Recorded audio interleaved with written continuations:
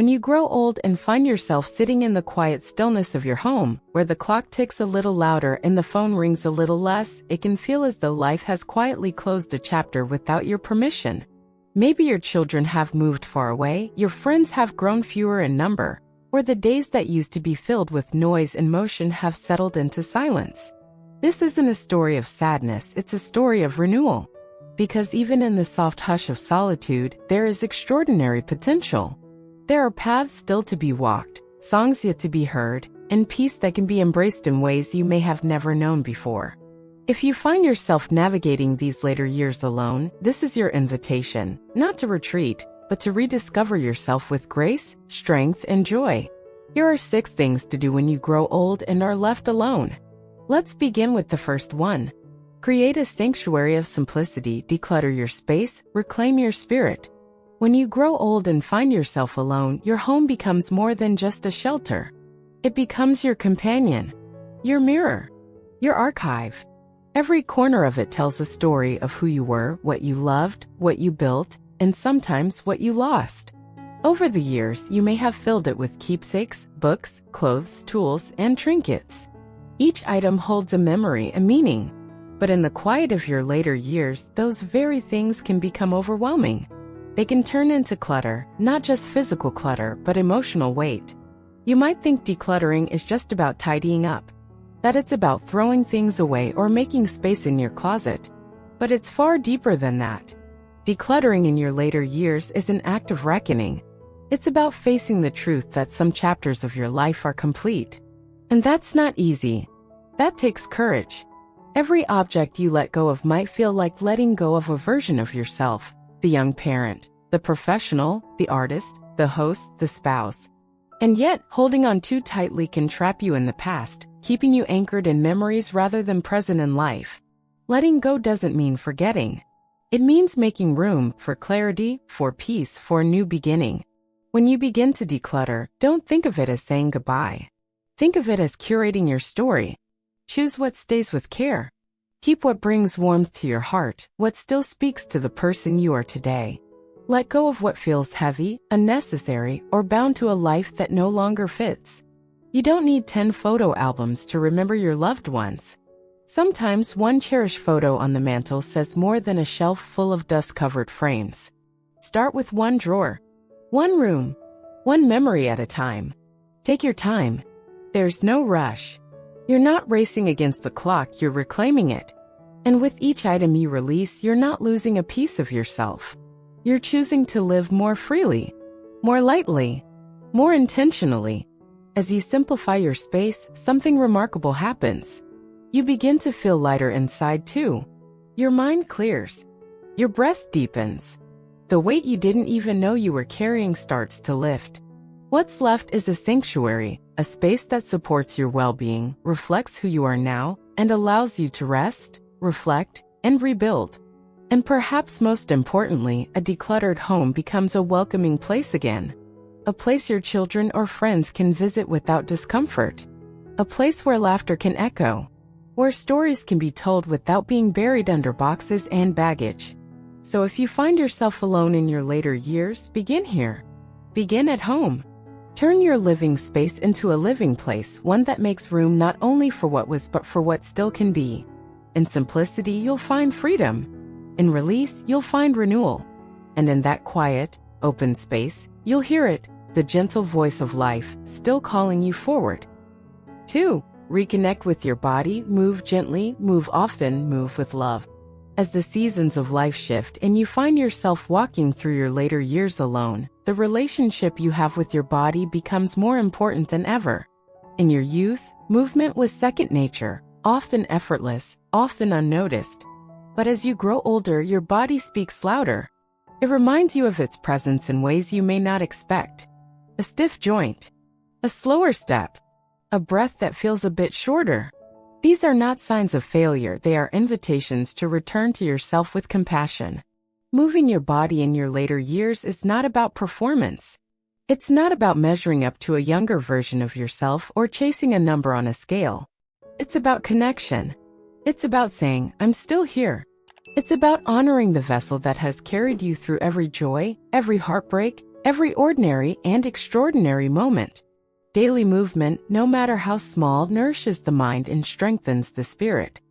Studies consistently show that light physical activity, whether it's walking, stretching, dancing, or gardening, can reduce the risk of heart disease, improve mobility, elevate mood, and even support cognitive function. But beyond the science, there's a deeper truth. Moving your body reminds you that you're alive. You don't need a gym membership or a perfect routine. What you need is intention. Walk slowly through your neighborhood and really look at the trees, the sky, the faces you pass. Stretch your arms in the morning like you're waking up a piece of the world. Turn on music you love and sway to it, even if it's just from your chair. Movement is not always about distance, it's about presence. And if some days you feel tired, or your joints protest, listen to that. Adjust. Rest. But don't stop. Rest is part of movement. Stillness can be sacred too if you meet it with awareness rather than avoidance. Remember too that movement is a gateway to joy. You might find it in Tai Chi under a tree in the park, or in the rhythmic hum of your vacuum cleaner as you tidy your home, or in stretching your arms to reach a book from a shelf. These are not chores. These are affirmations. I can. I am able. I'm still growing. Moving also makes connection easier. When you care for your body, you invite others to see you as vibrant, not fragile. Independent, not invisible. You'll find you're more likely to say yes to a walk with a friend or a trip to the market when you trust your steps. Confidence blooms where movement lives. So move not to fight aging, but to embrace it. Move not to become who you were, but to honor who you are. Let each stretch, each step, each breath be a prayer of gratitude for all your body has endured and all that it still allows you to do. 3. Feed your mind every day. Stay curious, stay engaged, stay alive.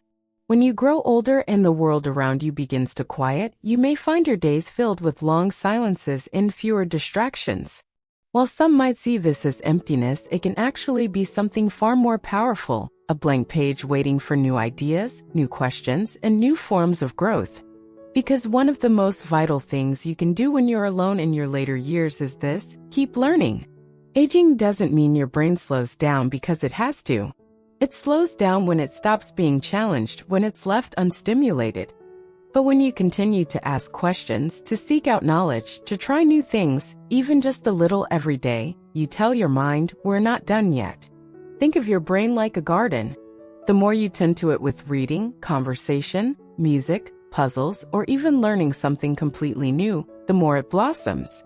And the beauty of this chapter of life is that you finally have time to read the books you once shelved for later, time to explore ideas that always sparked your interest but never fit into your schedule, time to dive into stories that stretch your imagination and understanding. You don't need to return to school or take on complicated subjects. Feeding your mind can be as simple as reading an article that makes you think, writing down your thoughts in a journal, watching a documentary about a place you've never been, or learning a new word and using it in conversation.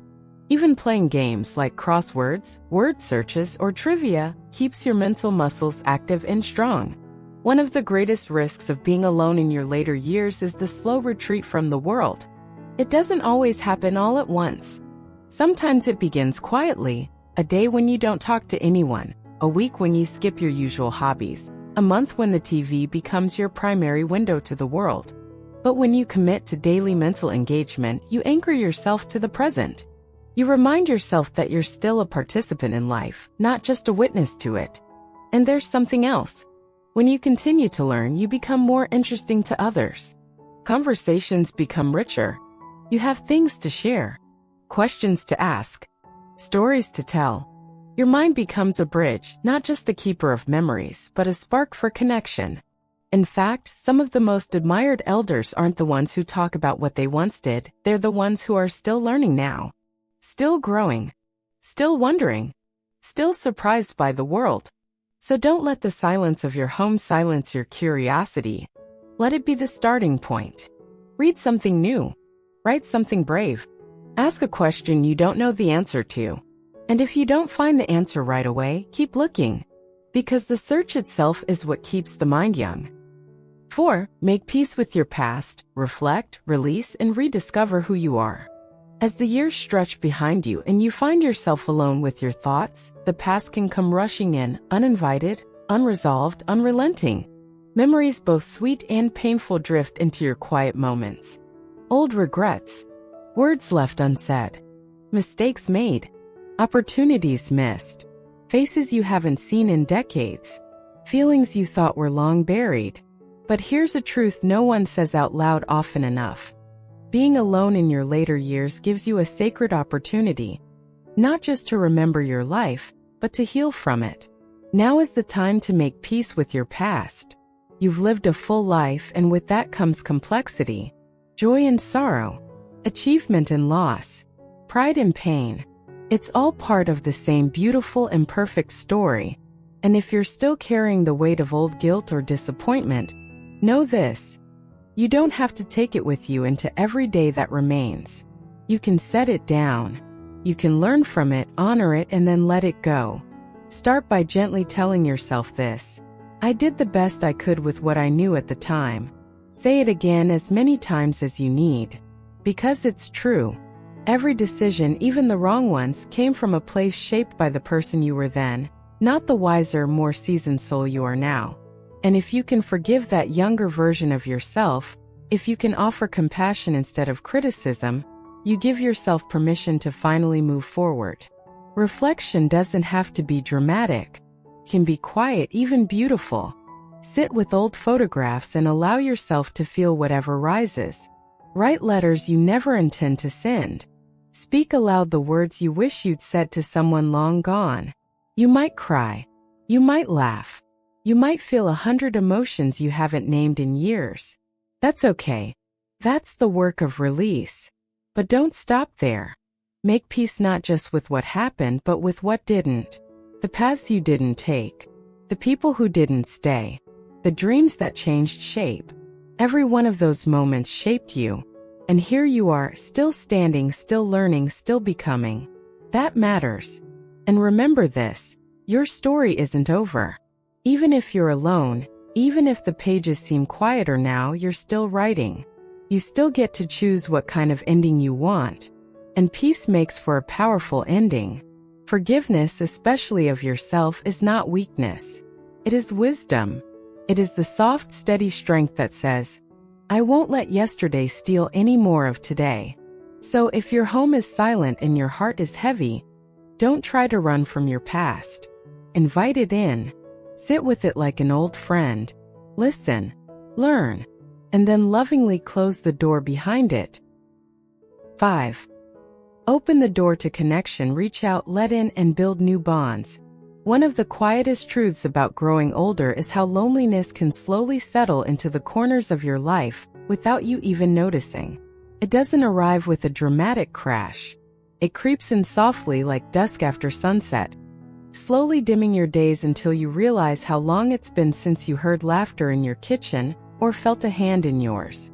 And when you find yourself alone in your later years, the question becomes not just how to endure that solitude, but how to transform it. The answer? Connection. Human connection is not a luxury. It is a lifeline. And yes, reaching out again can feel vulnerable, especially if you've lost people, if friends have moved away or passed on, if your family is busy with their own lives, if social circles have quietly dissolved over the years. It might seem easier to accept the silence, to tell yourself this is just how life is now. But it doesn't have to be. You still have the power to connect. And connection doesn't always begin with grand gestures. Can start small. Can begin with a smile to a neighbor, a phone call to an old friend, a kind word to the cashier at the store, a note slipped into the mailbox of someone you haven't spoken to in a while. Connection starts with courage, the courage to say, I still want to be part of something. Look for spaces that welcome you. Community centers, book clubs, walking groups, volunteer opportunities, libraries, online forums, churches, senior gatherings, art classes. The places are there waiting, and they're filled with people who, just like you, are hoping to be seen, heard, valued. All it takes is that first step, a hello, an invitation, a yes to something unfamiliar. And in this digital age, don't be afraid to explore new ways of staying close. Video calls with grandchildren, group chats with old coworkers, virtual classes where you can share your thoughts with people halfway across the world. You might be surprised how deeply technology can bridge even the widest emotional gaps, if you're willing to let it. Also, remember that connection isn't just about finding people. It's about letting people find you. That means staying open, saying yes when someone offers help, accepting an invitation, letting someone know you're thinking of them. Vulnerability isn't weakness. It's a gift that invites closeness. And connection is not always about conversation. Sometimes it's about shared silence. Sitting beside someone who understands your grief. Listening to music together. Watching a bird outside the window.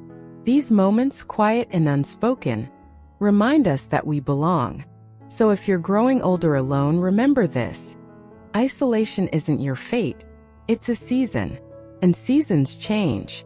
You can create warmth again. You can build a circle again. You can laugh again. Not alone in your room, but across the table from someone who's listening. 6. Embrace a new purpose, find meaning in the quiet, and let it guide you forward. When the house grows quiet and the calendar empties, many people begin to wonder, what now? What am I supposed to do with all this time? All this stillness? Especially when you find yourself growing older alone, it's easy to feel like the world no longer needs your voice. Like your purpose has already been fulfilled and now all that's left is waiting. But that couldn't be further from the truth. The later years are not a closing chapter. They are a second bloom. And one of the most powerful things you can do now is redefine your purpose, not based on who you used to be, but on who you are becoming. Purpose doesn't have to be grand or loud. It doesn't have to be a mission statement or a lifelong project. Sometimes it's as simple as being the person who waves to the kids walking to school, the neighbor who keeps an extra bowl of soup on hand just in case, the volunteer who reads to children at the library, the storyteller who passes down family history, the listener who gives someone else the gift of being heard. You don't need a job title or a daily agenda to have purpose. What you need is to feel that your presence still matters, that your days still hold value, that your wisdom still serves the world. And the beautiful thing is, purpose can shift, can be fluid, can evolve with you. Start by asking yourself, what brings me peace? What have I always loved but never had time to explore? Who needs the kindness I can still offer? It might be gardening, caring for animals, making art, mentoring someone younger, or writing letters to people in need of encouragement. It might be finding joy in prayer, meditation, or simply learning how to be fully present in the moment. Whatever it is, follow it. Let it be your new compass. Even the simple act of caring for your own well-being, nourishing your body, nurturing your spirit, keeping your home peaceful, can be a form of purpose. Because in doing that, you model resilience. You remind others that aging doesn't have to mean fading, it can mean deepening. And if you're unsure of where to begin, remember this. You don't have to know your purpose in full. Just take one step toward what feels meaningful. Let it grow. Let it surprise you. Let it change. The path doesn't have to be clear for you to start walking. Which of these 6 steps feels the most meaningful or challenging for you right now? Let us know in the comments below. We read every one. And your story might be the encouragement someone else needs today.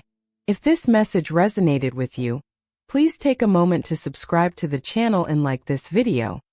It helps more people like you find uplifting content tailored to this stage of life.